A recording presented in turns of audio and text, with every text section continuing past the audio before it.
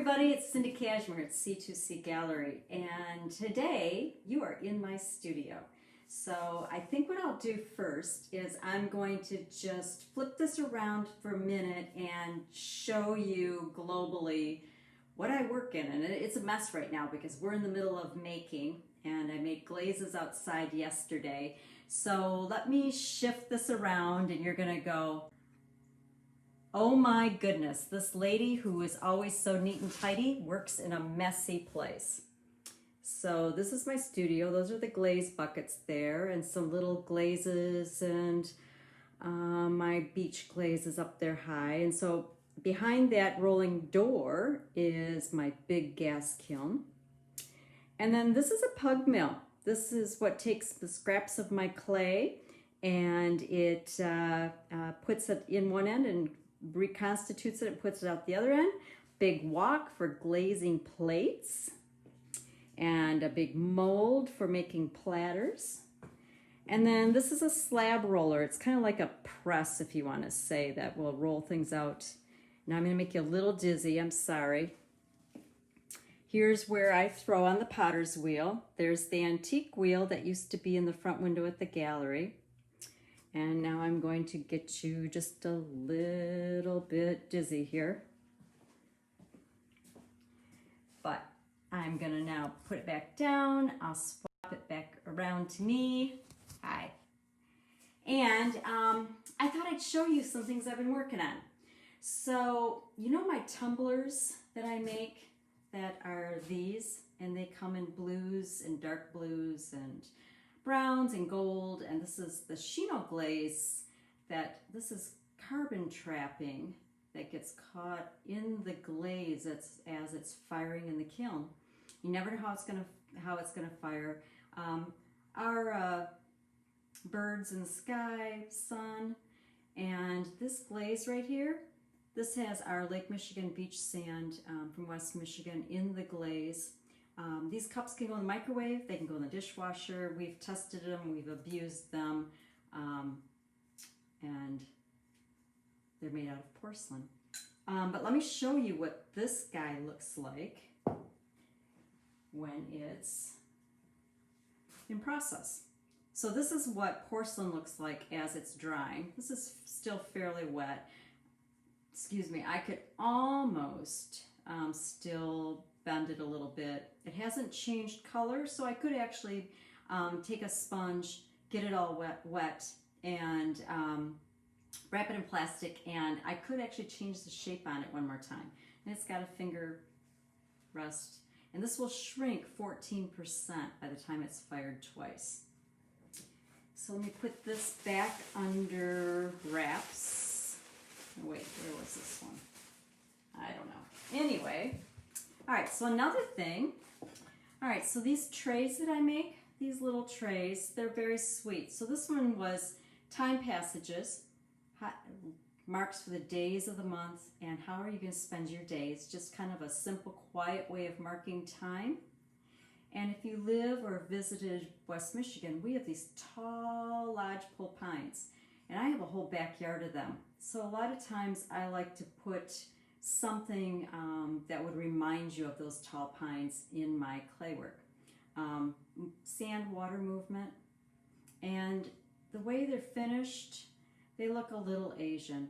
Now, this method of making trays did actually come about from being and meeting a friend who is a potter in Arkansas. And of course, as a potter, you don't want to ever try to copy their work, but you want to take the information, think about it, and then decide if you want to add it to yours. And so this is what those trays look like when they're in process.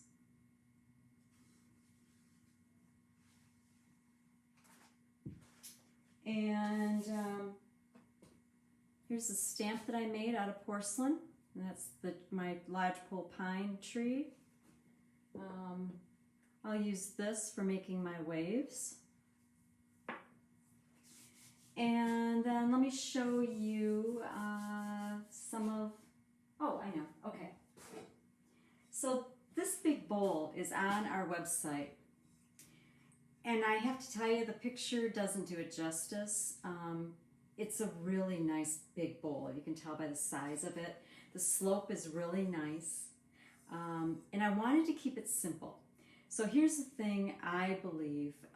I like to use dishes for serving food that are simple so that they don't compete with the food. So in this, I'd put a salad. Greens would look so pretty in this. A red skin potato salad would look pretty in this. You could put spaghetti in here and it'd look great. Now, you might wonder, like, what is this? This outside edge, I painted it with normal Home Depot shellac in a can. I let it dry and then I carved through it. And then I would take a wet sponge and I would wipe and I would wipe and I'd go around, and I did this all the way around this piece. And it's all varied, it's different. And I was thinking about water movement and sand movement. And so as I wiped, what happened is clay was removed, and so it's thicker and thinner in these spots. And then when I glazed it in a celadon glaze, it pools inside of there, and that's why you see this difference or irregularities. The bowl feels good. It's not too heavy for its size, and little foot ring, I signed it. But this would be a nice quiet piece that you could put on your table and use it again and again for all different kinds of things. And I changed the edges on purpose just to give it a little interest. There's a simple line on the inside. This is on our website and it's $99. And then this is a batter bowl. Again, it goes with my other serving bowls. Just trying to be quiet. I believe there's 7. 1, 2, 3, 4, 5, 6, 7. 7 marks, one day of the week. And this is great for, you could stir up eggs, whipping cream, pancakes, brownies, pour it in the pan and put it in the dishwasher and use it again.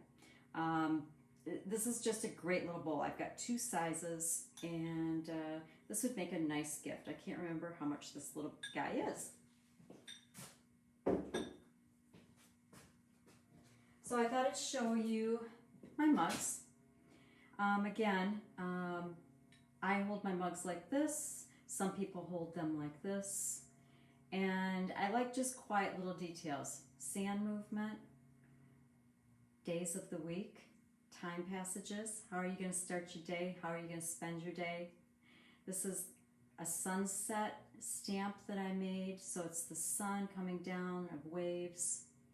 And it's softly squared. It's made out of porcelain. This is our green celadon. And that's our beach glaze. I'm the only one that I know of that's figured this out. Did it in a glaze course, and it can be microwaved and used in the dishwasher. So this is a nice little cup. I like this one. It's taken me a long time to get to say that I actually like one of my mugs. Let's see here. So this is interesting. I just made 3 more of these. So this is a vase. And a lot of times people have said to me, Cyndi, your work almost seems Asian. And it wasn't on purpose, but a lot of my work does lean towards that. I think my trays do. This actually was meant to be a quiet vase, so let the flowers do all of the decorating. And it also reminded me of the parking garages that are in Chicago. They're called Marine City. They're round, and there's layer upon layer upon layer upon layer of parking levels, and you can just see these little indents. And I thought this was a vase to replicate that in my way. And we had an interesting phone call. Somebody from the Four Seasons in Chicago called and said they found our website, found this vase, and wanted to know if I had like 24 more of them. And they wanted to use them for a display in their hotel. And Sarah's like, oh shoot, we've only got 1 left. And they asked, well, can you have them ready in 3 weeks? And Sarah's like, no, Cyndi can't do that. And of course my head's spinning saying, wait, if I were to do, make them today, dry them for 2 days, maybe push them through, anyway. And Sarah's like, no, you can't do it. So she's been good for me because she makes me realize what I can and can't do. And so here's what the space looks like when it's wet, before it's been glazed. So I threw it on the wheel, potter's wheel, and I'm cutting out the layers now. And do I have my tool for that? I do. So this almost looks like a cheese cutter, but it's really for cutting clay, and this is a Japanese tool. And 1 minute, I'm going to get my tray.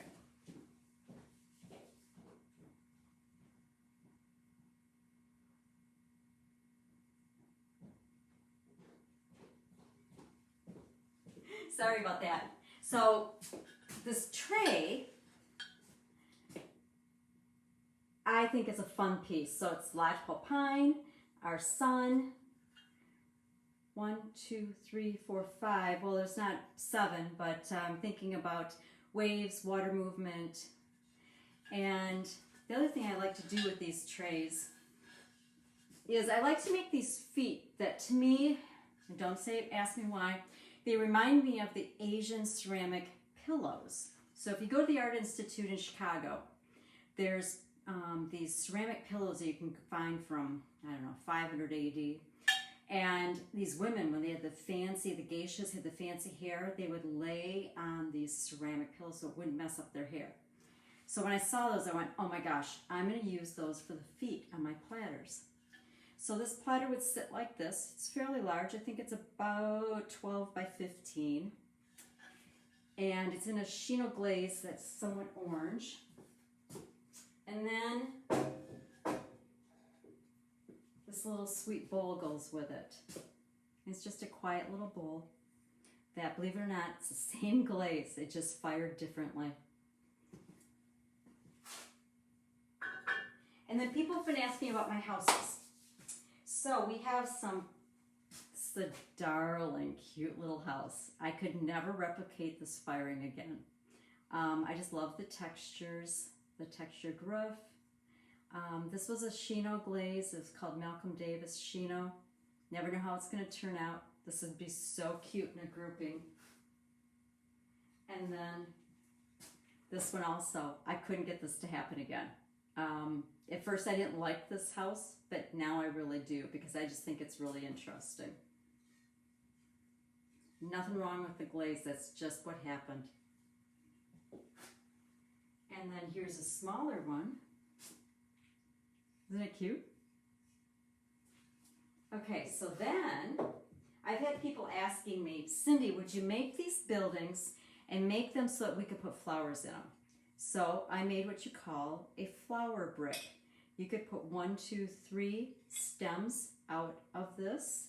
And so think about it coming out like that. I don't have anything I could show you. And I dropped this piece on purpose. I wanted it to have this texture, the slumping, because you know what? Nobody's home is perfect. We aren't perfect. And so I do this on purpose and let the clay do what it's going to do. And it's really fun to see what happens. And then I have one that I didn't drop. So this one has movement of sand and water. That's what I was thinking about when I did this. And again, I made it a flower brick, so you could put 3 flowers here standing up out of it, or you could do it here. So you could do it in a variety of ways. It could be like an ikebana. And I'm going to show you my bottles. I have several of these right now. I have, I think, 6. I have a couple of them with people sculptures on the top, and it's like, woohoo! Look what we've done now. But this is a moon, and our beach grass, water, and it's just a lot of texture, and it has to do with, living here along the lakeshore, the, freshwater ocean.